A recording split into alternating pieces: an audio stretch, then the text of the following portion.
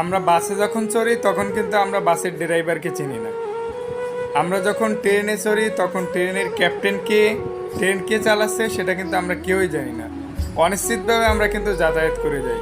এবং আমরা যখন লঞ্চে চড়ি, বিশাল নদীর মাঝখানে যাই, তখন কিন্তু আমরা জানি না যে এই লঞ্চের ক্যাপ্টেন কে বা কে চালাচ্ছে এটাকে।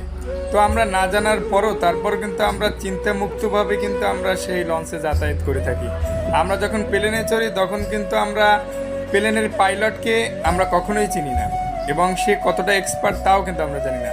তারপরে কিন্তু অনিশ্চিতভাবে তার উপর ভরসা করে আমরা কিন্তু যাতায়াত করে থাকি।